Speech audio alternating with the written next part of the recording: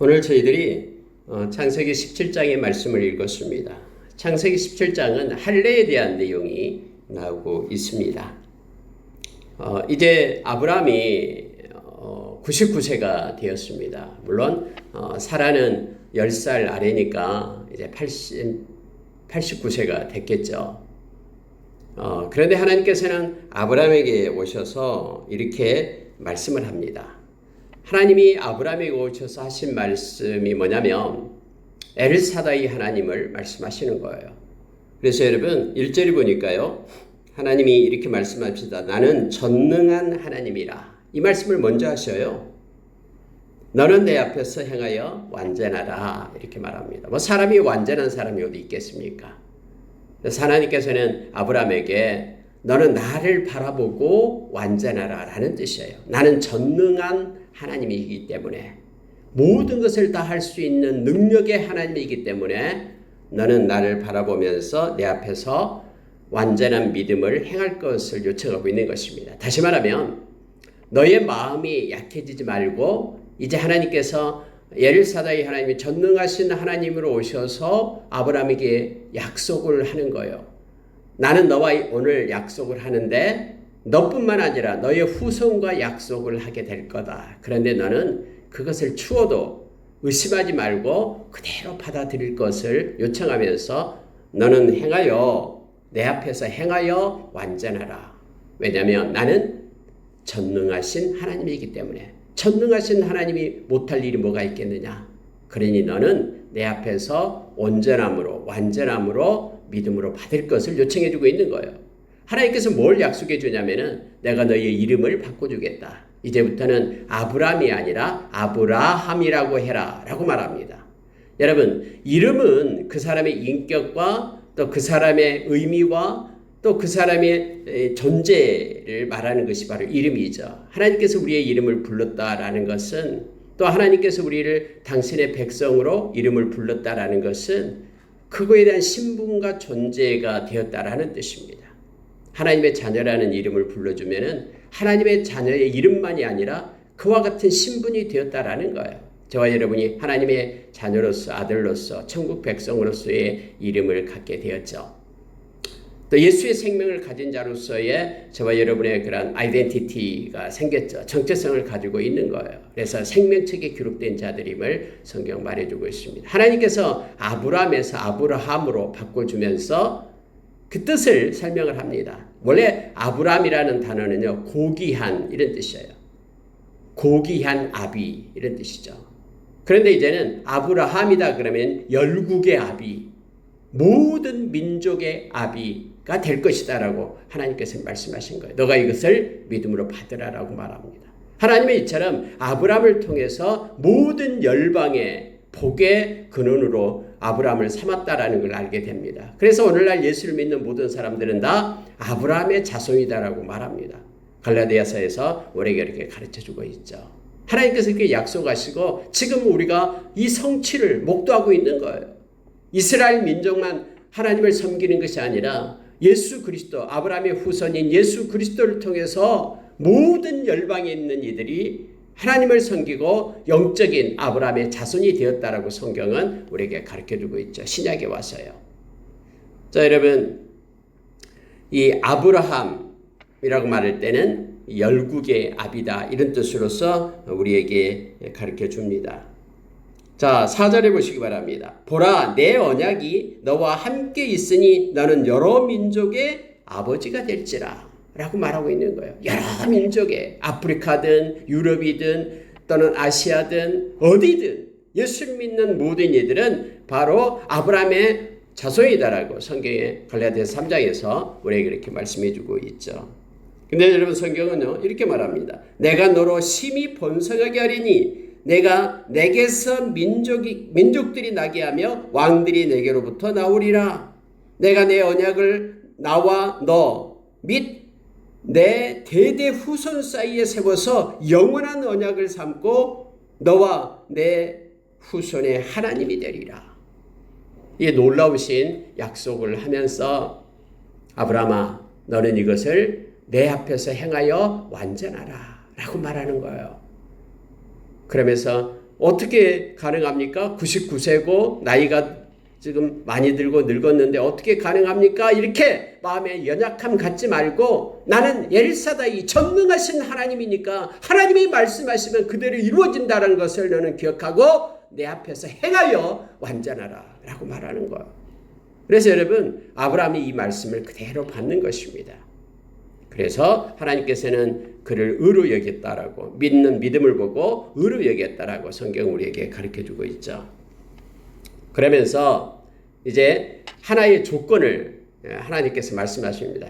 자, 이 언약의 조건으로서 할례를 행하라 라고 말합니다. 할례를 받게 합니다. 남자아이가 태어나면은 8일째 되는 날 이렇게 표표를 베어가지고 이렇게 할례를 받게 합니다. 성경에 보니까 10절에 이렇게 말합니다. 너희 중 남자는 다 할례를 받으라. 이것이 나와 너희와 너희 후손 사이에 지킬 내 언약이니라 해서 할례를 받게끔 그렇게 합니다. 여러분 그러면 이 할례라는 뜻이 뭐냐면요. 이처럼 하나님께 속했다라는 표시를 가지고 상징이죠. 하나님께 속한 자다 해서 할례를 받게끔 그렇게 합니다. 그러면 오늘날은 우리가 할례를 받아야 됩니까? 여러분 이 문제 가지고 우리가 사도행전 15장에 보면은 이제 문제가 생겼습니다. 예수 그리스도가 오셔서 믿음은 구원을 이룬다. 예수님을 믿으면은 우리가 하나님의 자녀가 되고 구원을 받는다라는 이 복음의 메시지가 막 예수 그리스도의 보혈로 인해 우리가 죄 사함을 받고 천국 백성이 되었다라는 이 복음의 메시지가 모든 이방 가운데 이렇게 전달되고 나니까 이제 문제는 뭐냐면은 아니 하나님께서 이 아브라함을 통해서 이 할례를 약속하지 않았나. 그렇기 때문에 예수를 믿어도 할례를 받아야지만이 구원에 이른다 라고 많은 사람들이 또 가르치기 시작했어요. 이것이 문제가 돼가지고 사도행전 15장에 보니까는 예루살렘 교회에 많은 사람들이 모여서 여기에 대해서 서로 회의를 하게 됩니다. 그중에 물론 바울도 참여했고요. 바나바도 참여를 했습니다. 예수님의 동생인 야고보가 그때 수장으로 있었죠. 베드로도 있었고요. 막 서로 유대인 그런 크리스천과 헬라인 크리스천들이 모여가지고 서로 회의를 하기 시작합니다. 그런데 회의의 결론은 뭐냐면은 유대인들의 전통이 있어서 할례를 행하지만은 이방인들은 할례를 해야지만 구원을 받는다라는 것은 아니다라고 말하고 있습니다. 예수 그리스도만 믿으면은 우리는 은혜로 구원을 받는다. 뭔가를 해야지만 구원을 받은 것이 아니라 예수 그리스도를 믿음으로 말미암아 말씀처럼 그렇게 우리는 복음을 받아들이는 자에게 하나님의 자녀가 되고 죄사함을 받게 된다라고 결론을 내리자. 다만 그들에게 있어서 피를 먹지 말라. 그리고 음란을 피하라. 또 목매어 죽인 것 그거 먹지 마라. 죽이지 마라. 이러한 것들을 말하고 있죠. 이것들을 지켜주면 서로 우리가 하나가 될 수가 있다라고 말하고 있습니다. 우상숭배하지 말라라고 말하고요. 근데 여러분 우리가 여기서 봤을 때 그럼 이것은 하나님의 할례를 행하야지만 아브라함의 자손이 되겠는데 이걸 어떻게 할 거냐. 여러분 우리가 말씀을 그래서 전체적으로 봐야 됩니다. 여기 구약에서는요. 이렇게 영원히 이것을 해라라는 것은 하나의 이건 그림자로서 나타내고 있다고 성경은 가르쳐줘요. 이와 같은 모든 것들은요. 예수 안에서 다 완성이 되어버립니다. 예수 안에서 영원히 완성이 되어버려요. 예수 안에서 다 통일이 되어버립니다. 만약에 여러분 예수님이 십자가에서 못 박히시고 모든 것들을 다 이루시고 행하셨는데 예수님이 행하신 그 구원의 역사가 사역이 부족해서 구약에 있는 것들을 갖다가 해야지만이 된다라고 생각한다면은 이것은 잘못된 거예요. 구약에 나와 있는 율법으로는 절대로 구원을 받을 수가 없습니다. 성경에서 그렇게 구원받은 역사가 없습니다. 다 이 모든 것들을 다 지킬 수 있는 자가 아무도 없고요. 예수 그리스도를 믿음으로 인하여 우리가 은혜로 구원을 받게 되는 겁니다. 그러면 구약은 뭡니까? 구약은 거울과 똑같아요. 여러분 우리가 거울을 앞에 딱 놓고 있으면은 얼굴에 뭐가 묻었는지 이거 볼 수 있잖아요. 근데 거울 앞에 딱 있다고 해서 우리 얼굴에 묻어있는 그 모든 것들이 다 깨끗하게 됩니까? 아니요. 거울은 빛만 주는 거예요. 우리가 죄인이다라는 것을 비춰주는 것이 이 구약의 율법이에요. 우리가 이런 죄인이고 이대로 있으면 우리는 죽을 수밖에 없다라는 것을 알려주는 것이 이 거울이에요. 거울. 그러면 어떻게 해야지만 깨끗하게 됩니까? 씻어내야지 깨끗하게 되잖아요. 이 씻어낼 수 있는 게 뭐냐면은 바로 복음이에요. 우리 주님이 오셔서 깨끗하게 씻어줘야지만 이 죄사함을 받을 수 있고 우리 주님이 믿어야지만이 우리가 구원에 이르게 되는 거예요. 그래서 여러분 이것을 우리가 혼동하면 안 됩니다. 구약의 율법을 그래서 우리가 초등교사라고 얘기합니다. 우리를 가르쳐주는 초등교사.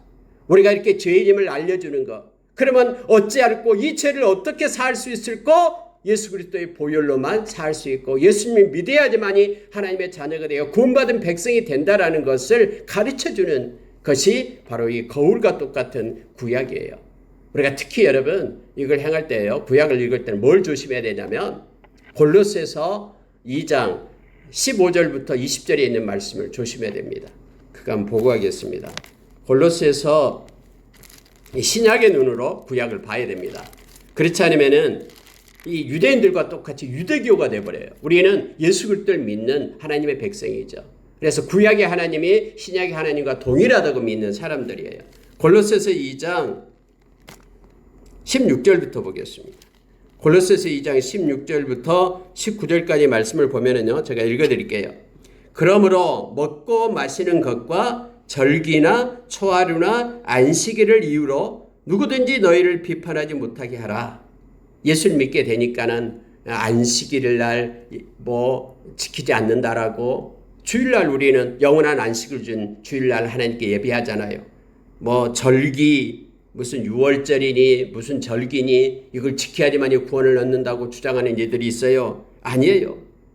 성경에 보니까는 먹고 마시는 것 어떤 동물은 먹고 미꾸라지는 먹지 말고 장어는 먹지 말고 비늘이 였기 때문에 먹고 부정한 것 이거 여러분 먹고 마시는 것 이거죠. 절기 또 초하루 월삭이라고 무슨 월삭 예배를 드리고 막 이런 사람들도 있어요. 근데 초하루 안식일 이걸 이유로 누구든지 너희를 비판하지 못하게 하라 이렇게 말합니다. 왜냐하면 이것들은 장래일의 그림자이나 성경이 그렇게 말하고 있죠. 이건 그림자다라는 거예요. 모형이다라는 거예요. 예수님이 오시기 전까지 이것들이 우리가 갈라디아서 보면 그렇게 됐죠. 이것들이 다 그 율법 아래 묻고 있었다라는 거예요. 왜요? 예수님이 오셔서 이 모든 것들을 해방하기 위하여. 그럼 이것들은 장래일의 그림자다라는 거예요. 무슨 얘기냐면은 여기서 말하는 먹고 마시는 것 이것은 거룩을 나타내잖아요. 예수 안에서만 거룩해질 수 있죠. 예수님의 보혈로요. 그리고 절기나 초하루 이 모든 것들은 다 하나의 그림자로 나타내는 거예요. 하나님의 은혜를 나타내고 있는 것들이죠. 그리고 초하루 이 모든 절기들 그리고 안식일 우리 주님이 오셔서 부활하셔서 영원한 안식을 주기까지 이렇게 안식을 나타내고 있는 그런 그림자들이죠. 자, 이것들은 다 장래일의 그림자다라는 거예요. 그러면은 몸은 그리스도의 것이니라. 이 몸은 그리스도의 것이니라. 우리말에는 이렇게 해석을 해놨는데요. 실제 몸이다라는 거예요. 앞에는 그림자가 있고 몸이 있는데 몸은 그리스도다라는 거예요. 몸은 그리스도의 것이고 율법 구약의 것이 아니다라는 거죠. 그럼 구약은 뭐냐? 이 몸을 비치는 그림자다라는 거예요. 햇빛이 비치면은 이 몸이 있고 몸 옆에 그림자가 생기잖아요. 이 그림자가 바로 구약이고 실제 몸은 바로 예수님이다라고 표현합니다. 영어로는 더 정확해요. The reality, however, found in Christ 이렇게 되어 있죠. 이게 reality, 실제. however, 그러나 실제는 어디에서 발견됐냐? 해서 is found in Christ. 예수 안에서 발견된다. 실제는 예수 안에 있고 그림자는 이 섀도우, 그림자는 구약이다라고 말합니다. 위에서 말하는 모든 것들은 다 그림자다. 그런데 이제 실제 몸이 오셨다라는 거예요. 그러면서요 이렇게 말합니다. 그래서 아무도 꾸며낸 겸손과 천사 숭배를 이유로 너희를 정죄하지 못하게 하라. 그가 그 본 것에 의지하여 그 육신의 생각을 따라 헛되이 과장하고 내가 봤다라는 거예요. 육신의 생각으로요. 그러니까 그가 본 것에 따라서 그는 판단하지만은 말씀을 가지고 살아라라고 말합니다. 머리를 붙들지 아니하는지라 이렇게 말합니다. 머리 예수 그리스도시죠. 머리를 붙들으라고 말합니다. 온 몸이 머리로 말미암아 마디와 힘줄로 공급함을 받고 연합하여 하나님이 자라게 하심으로 자라느니라. 그래서 머리 대신 예수 그리스도를 받들어라 라고 말합니다. 실제 대신 예수님을 믿어라. 예수님께서 오셔서 행한 일을 그걸 붙잡고 살 것을 지금 성경 요청하고 있는 것입니다. 우리가 그래서 구약을 읽을 때는 언제나 신약의 눈으로 구약을 볼 줄 알아야 됩니다. 만약에 신약을 가지지 않고 구약만 보게 된다면요, 똑같아요. 유대교가 돼버려요. 예수 그리스도가 아무런 의미가 없어져 버려요. 근데 이 구약 속에서 예수 그리스도를 보라라고 말합니다. 구약을 읽을 때 구약 가운데, 왜냐하면 예수님은 말씀했잖아요. 예수님은 영원 전부터 영원 후까지 계신 분이 예수님이시거든요. 창조 때부터 영원히 심판 때까지 계신 모든 영원하신 분이 바로 예수님이시죠. 그러면 이 구약에도 예수님이 계시거든요. 그래서 신약의 눈으로 구약을 볼 것을 성경은 말합니다.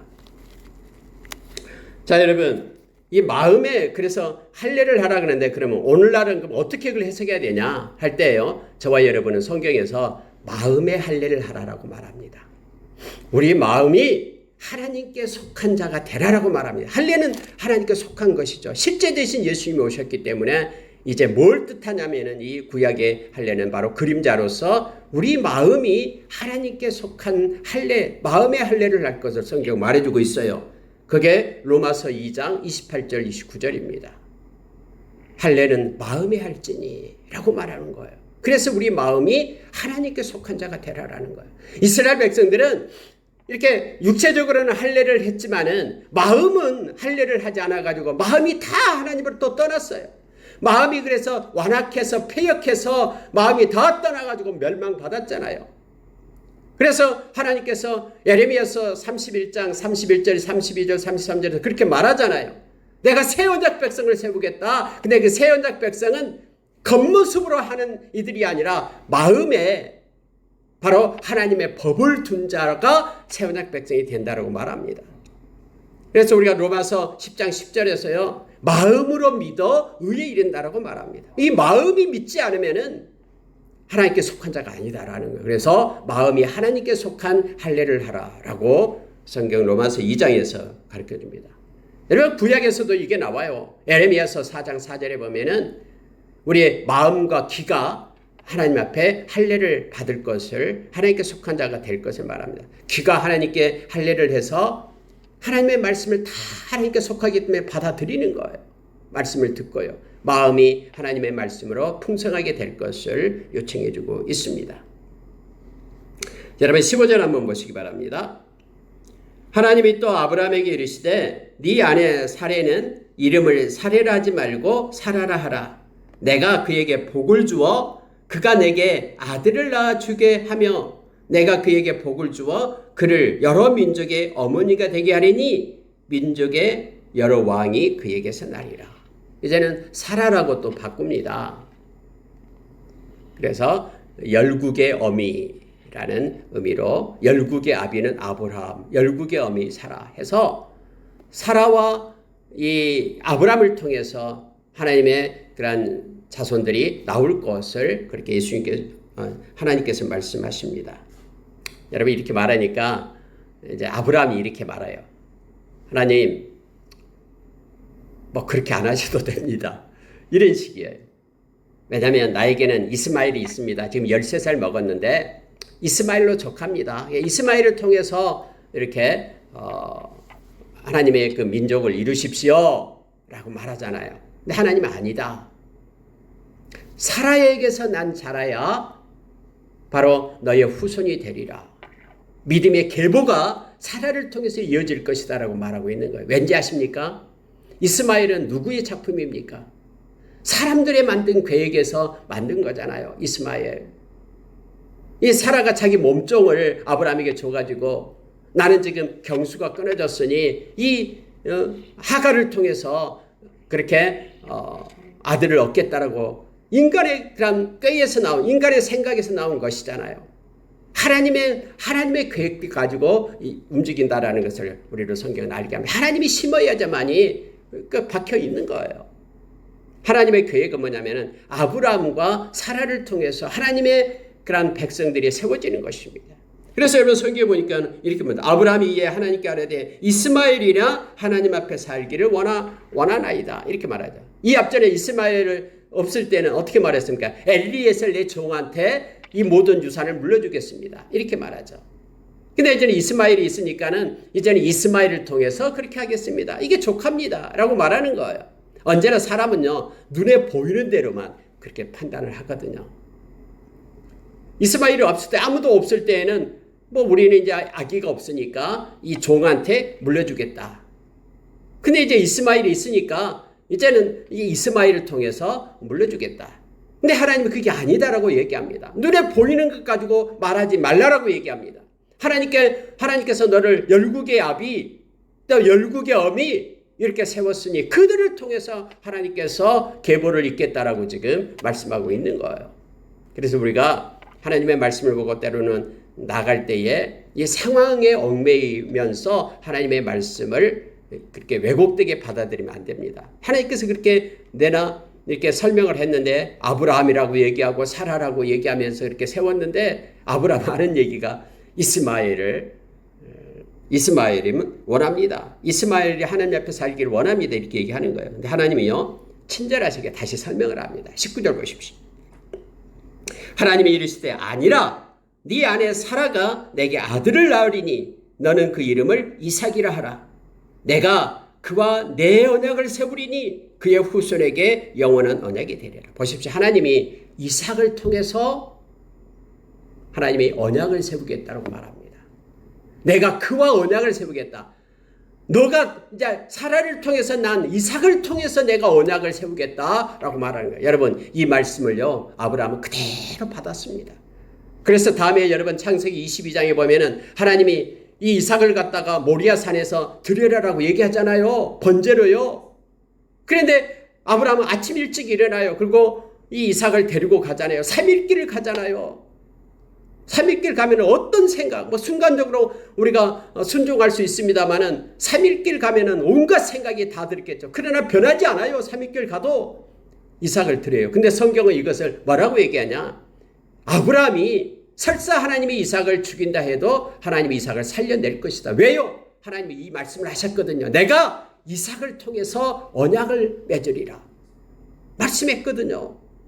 그래서 이삭을 통해서 하나님의 자손이 나온다라는 그 사실을, 이 말씀을 믿었기 때문에 그가 이삭을 모리아산에서 하나님께 드릴 수 있는 그러한 하나님을 경외하는 마음을 가졌다라는 것을, 믿음을 가졌다라는 것을 우리가 알게 됩니다. 하나님이 이 말씀을 하는 거예요. 아니다. 이름까지 주셔요. 이삭이라 하라. 근데 그 이삭하고 나오고 언약을 맺겠다. 그리고 네가 이스마엘을 걱정될지 모르지만 이스마엘에게도 내가 복을 줘서 12두령이 나게끔 그렇게 하겠다. 이렇게 말합니다. 그래서 이스마엘 족속들이 지금 많잖아요. 지금 막 아랍 지역 이스마엘 족속들이 많잖아요. 자, 여러분 21절 보고 마치겠습니다. 내 언약은 내가 내년 이 시기에 사라가 내게 낳을 이삭과 세우리라. 다시 한번 얘기합니다. 내 언약은 이삭과 세운다. 이스마엘이 아니라 이삭과 세운다. 내년 이맘쯤에 내가 이삭을 낳을 텐데 내가 이삭과 세운다. 참 하나님은 우리의 상황과는 전혀 상관이 없잖아요. 왜요? 오늘 하나님은 내가 전능한 하나님이다.